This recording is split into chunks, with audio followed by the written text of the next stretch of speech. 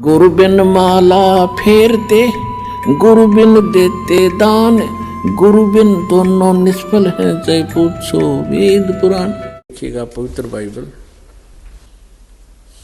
संपूर्ण जीवन अध्ययन बाइबल।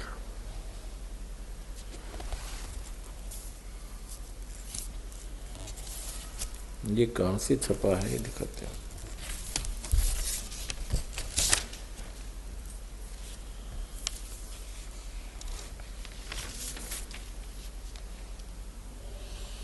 संपूर्ण जीवन अध्ययन बाइबल, यहाँ अंग्रेजी में लिखा है, यहाँ नीचे इसका प्रकाशन वगैरह, यहाँ हिंदी में लिखा है, ये पढ़ लेते हैं।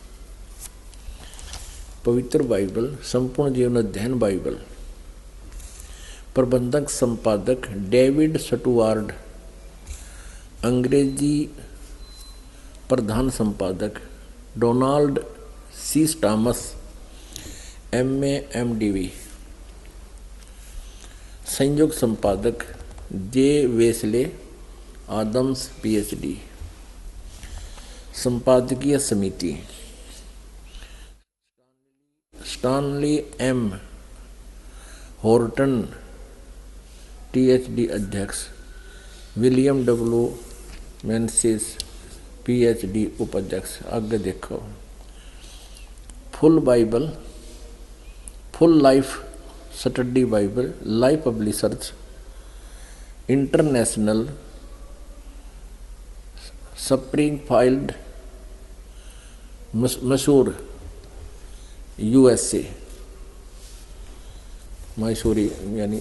अब इसका हम देखते हैं इसके उत्पत्ति ग्रंथ में।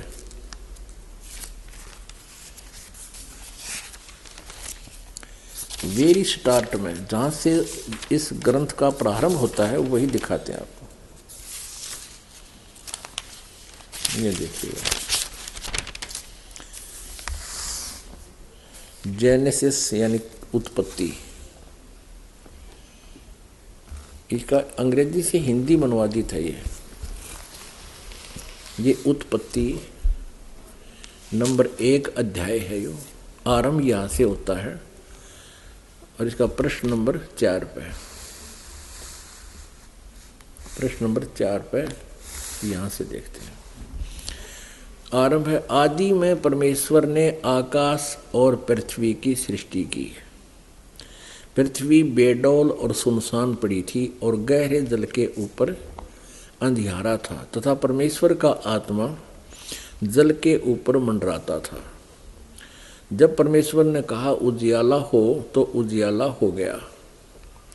और परमेश्वर ने उजाले को देखा, अच्छा लगा, और परमेश्वर ने उजियाले को अंधियारे से अलग किया। परमेश्वर ने उजाले को दिन और अंधियारे को रात कहा, तथा सांझ हुई, फिर भोर हुआ। इस प्रकार यो पहला दिन हो गया।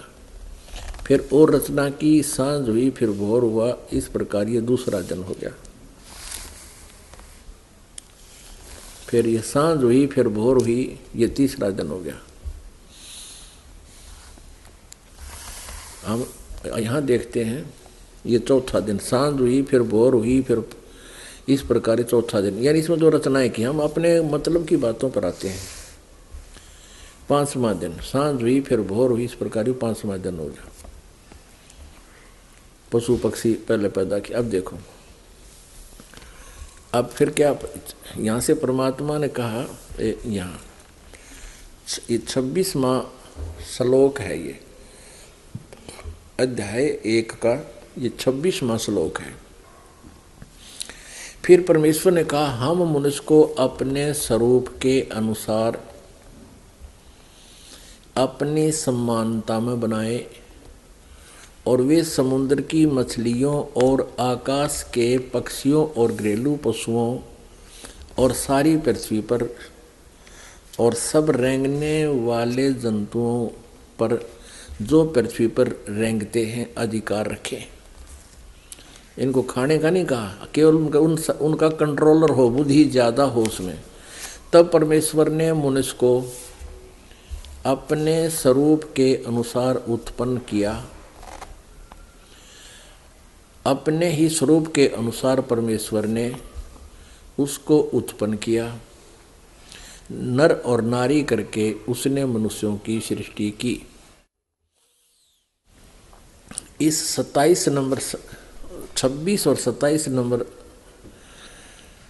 उसमें श्लोक में ये अनुवाद है उन श्लोकों का, वाक्यों का। तो इसमें स्पष्ट कर दिया कि हम मनुष्य को अपने स्वरूप के अनुसार अपनी समानता में बनाए, परमेश्वर ने कहा। तब परमेश्वर ने मनुष्य को अपने स्वरूप के अनुसार उत्पन्न किया। अपने ही स्वरूप के अनुसार परमेश्वर ने उसको उत्पन्न किया। नर और नारी करके उसने मनुष्यों की सृष्टि की। अब पुण्यात्माओं, ये है वो प्रमाणित सद्ग्रंथ जिनको पूरा ईसाई धर्म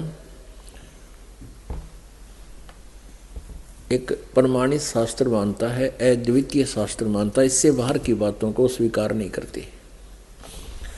और ये कह रहा है कि परमात्मा साकार है और नर आकार है, मनुष्य जैसा है, क्योंकि उसने कहा मैं मनुष्यों को अपने ही स्वरूप के अनुसार उत्पन्न करूंगा। और परमेश्वर ने मनुष्यों को अपने स्वरूप जैसा बना दिया। तो भगवान कैसा रह गया, फॉर्मलेस कैसे हो गया।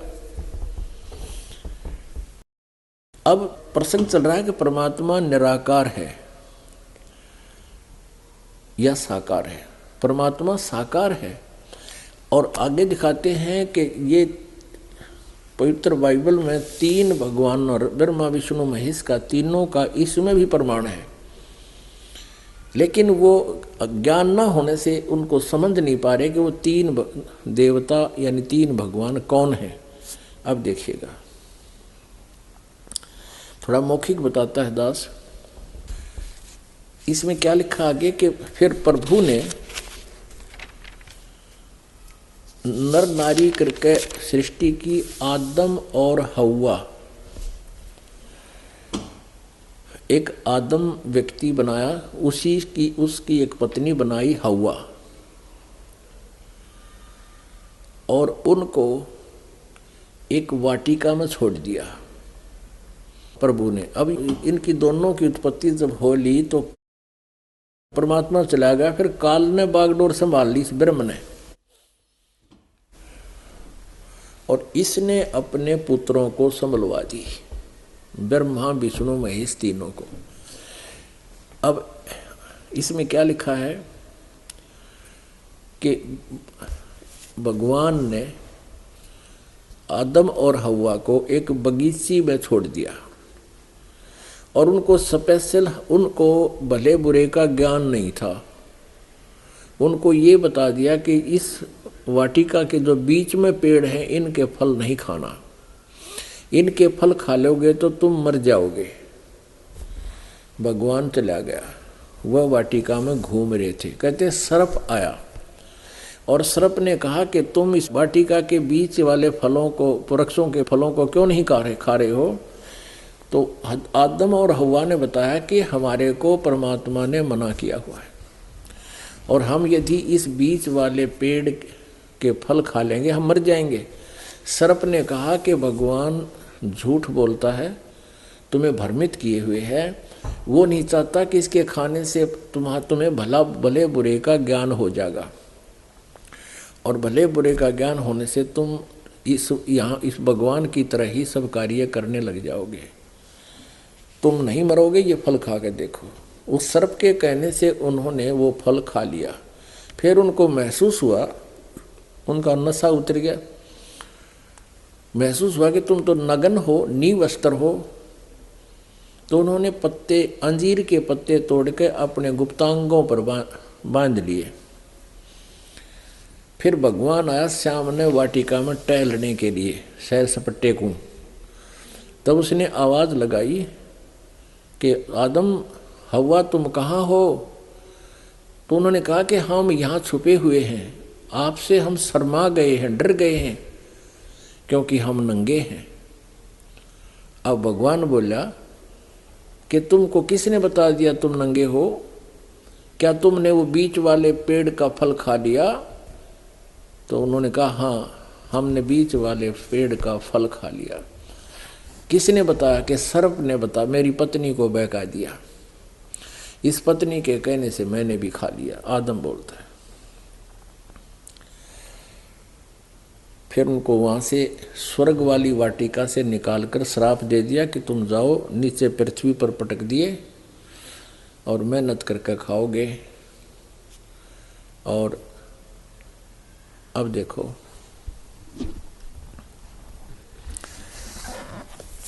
यही पवित्र बाइबल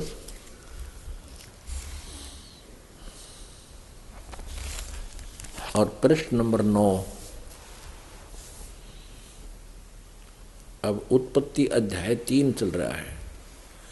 मनुष्य का पतन। योहा परमेश्वर ने जितने बनेले पशु बनाए थे उन सब में सर्प धुरत था। उसने स्त्री से कहा, क्या सच है कि परमेश्वर ने कहा है तुम इस वाटिका के किसी वृक्ष का फल न खाना? स्त्री ने कहा सर्प ने सर्प से कहा, इस वाटिका के वृक्षों के फल हम खा सकते हैं, पर जो वृक्ष वाटिका के बीच में है उसके फल के विषय में परमेश्वर ने कहा है, न तो तुम उसको खाना और न उसको छूना, नहीं तो मर जाओगे। तब सर्प ने स्त्री से कहा, तुम निश्चय न मरोगे, वरन परमेश्वर आप जानता है कि जिस दिन तुम उसका फल खाओगे उसी दिन तुम्हारी आंखें खुल जाएंगी और तुम भले बुरे का ज्ञान पाकर परमेश्वर के तुल्य हो जाओगे। अतः जब स्त्री ने देखा कि उस वृक्ष का फल खाने के लिए अच्छा और देखने मन भाऊ और बुद्धि देने के लिए चाहने योग्य भी है, तब उसने उसको तोड़कर खाया और अपने पति को भी दिया और उसने भी खाया। तब उन दोनों की आंखें खुल गई और उनको मालूम हुआ कि वे नंगे हैं, इसलिए उन्होंने अंजीर के पत्ते जोड़ तोड़कर लंगोट बना लिए। तब योहा परमेश्वर, जो कि दिन के ठंडे समय वाटिका में फिरता था का शब्द उनको सुनाई दिया। तब आदम और उसकी पत्नी वाटिका के वृक्षों के बीच योहा परमेश्वर से छिप गए। तब योहा परमेश्वर ने पुकार कर आदम से पूछा, तू कहाँ है? अब यो भगवान ने न्योय नहीं बेराव किस है, तो भगवान की सा जब उस न्योय ना बेराव आदम तो पूछे है। बात ये नहीं है, क्योंकि अभी सच्चाई सामने आओगी देखना। उसने कहा, मैं तेरा शब्द बारी में सुनकर, इस बाड़ी में यानी बगीचे में, डर गया, क्योंकि मैं नंगा था इसलिए छिप गया। उसने कहा कि किसने तुझे बताया कि तू नंगा है? जिस वृक्ष का फल खाने को मैंने तुझे मना किया था, क्या तूने उसका फल खाया है? आदम ने कहा, जिस स्त्री को तूने मेरे संग रहने को दिया है उसी ने उस वृक्ष का फल मुझे दिया और मैंने खाया। तब योहा परमेश्वर ने स्त्री से कहा, यो से होना चाहिए, तूने यह क्या किया? स्त्री ने कहा कि सर्प ने मुझे बहका दिया, तब मैंने खाया।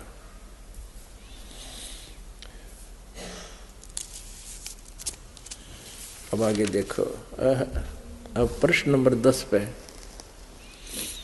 अब उत्पत्ति 3 और 4, उत्पत्ति 3 ही चल रही है। आयत नंबर 20 में आदम ने अपनी पत्नी का नाम हव्वा रखा और जितने मनुष्य जीवित हैं उन सब की आदि माता हुई है। और योहा परमेश्वर ने आदम और उसकी पत्नी के लिए चमड़े के अंग रखे बनाकर उनको पहनाए, यानी भगवान उड़ा खड़ा था, उनसे बात करे था, उनके कपड़े बनवाए, चमड़े के अंग रखे और उनती पर आए, तो निराकार की तरह गया। फिर योहा परमेश्वर ने कहा, मनुष्य भले बुरे का ज्ञान पाकर, देखना ध्यान से, है हम में से एक के समान हो गया इससे सिद्ध है कि परमात्मा इनके हिसाब से वो देवता हैं और एक से अधिक हैं। हाय हाय। फिर योहा परमेश्वर ने कहा, मनुष्य भले बुरे का ज्ञान पाकर हम में से एक के समान हो गया। इससे सिद्ध है कि एक से अधिक प्रभु हैं बाइबल में। इसलिए अब ऐसा न हो कि वह हाथ बढ़ाकर जीवन के फल, वृक्ष का फल तोड़ के खा ले और सदा जीवित रहे। आगे देखो,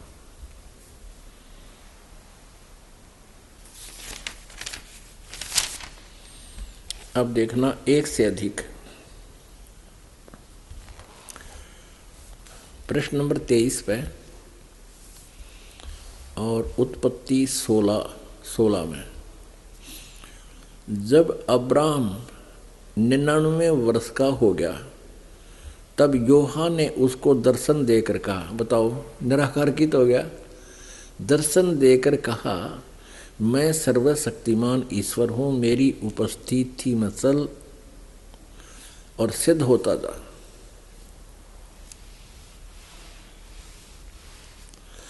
मैं तेरे साथ वाचा बंधूंगा और तेरे वंश को अत्यंत ही बढ़ाऊंगा। और तब अब्राम मुंह के बल गिरा और परमेश्वर से ये बातें करता गया, देख मेरी वाचा तेरे साथ बंधी रहेगी, इसलिए तू जातियों के समूह का मूल पिता हो जाएगा। आगे देखो, ये तो साकार हो गया, सिद्ध। आगे दिखाते हैं,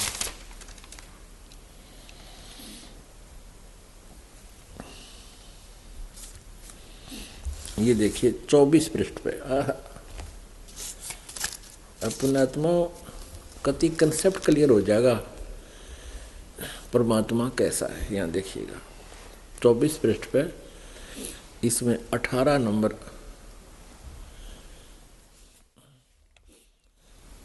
3 अतिथि 18वें अध्याय में, और इसके 1 नंबर में अब्राहम ममरे के बांज वृक्षों के बीच कड़ी धूप के समय तंबू के द्वार पर बैठा हुआ था।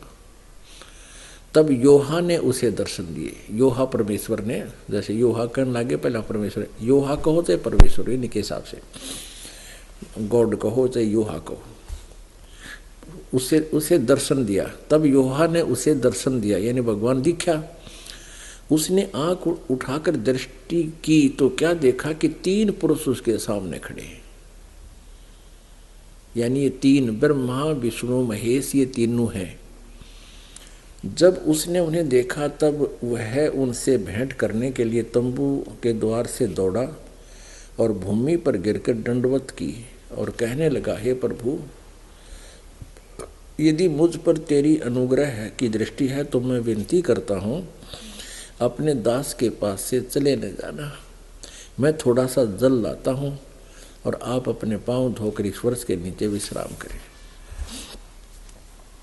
फिर मैं एक टुकड़ा रोटी ले आऊँ और उससे आप अपने जीव को तृप्त करें, तब उसके पश्चात आगे बढ़ें, क्योंकि आप अपने दास के पास इसीलिए पधारे हैं। उन्होंने कहा, जैसा तू कहता वैसा ही कर। अपने आत्माओं, अब इस दास के सामने समस्या आ रही है कि मैं कहूँ सारी सच्ची, और जिस भी धर्म के बारे में दास उनके सदग्रंथों के आधार से बताता है वह सारे बिदकें। अगर रामपाल झूठ बोल रहा है तो आलोचना करता है। आलोचना कर रहा हूँ मैं, ये तो कत्ती तुम्हारे ग्रंथ पढ़ कर सुना रहा हूँ। जिस चैप्टर को आज तक आप नहीं पढ़ सके, जिस विवरण को, वो दास आपके सामने रूबरू करा रहा है और वो स्पष्ट है। अब ये वहाँ से वो तीनों चल कर कहीं और गए। आगे देखो,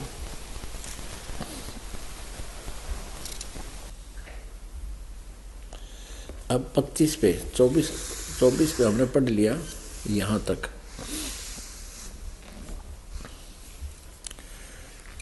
ये 25 पे आ गया। इसके 18 की 16वीं आयत। फिर वे पुरुष वहाँ से चले और सदोम की ओर दृष्टि की, और अब्राहम उन्हें विदा करने के लिए उनके संग चला।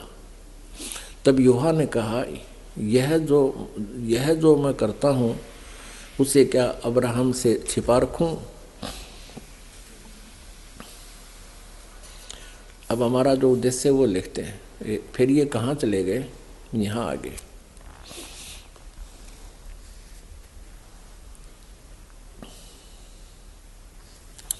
ये कहाँ, यहाँ आगे ये देखिएगा, ये वही 25 पृष्ठ है, हम पढ़ते आ रहे हैं।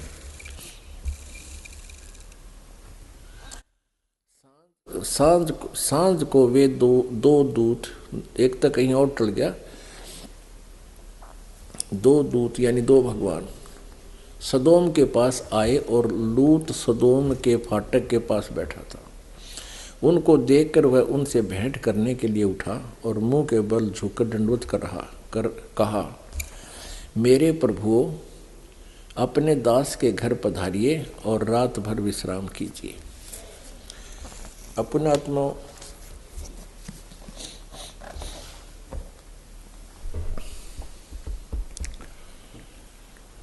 अब इसमें कोई और कसर रहेगी? ये सिद्ध होने में कि भगवान नर आकार है, मनुष्य सदृश है। जितने भी देवता हैं ये सब साकार हैं और तीनों देवता ब्रह्मा विष्णु महेश ही सबके कंट्रोलर हैं।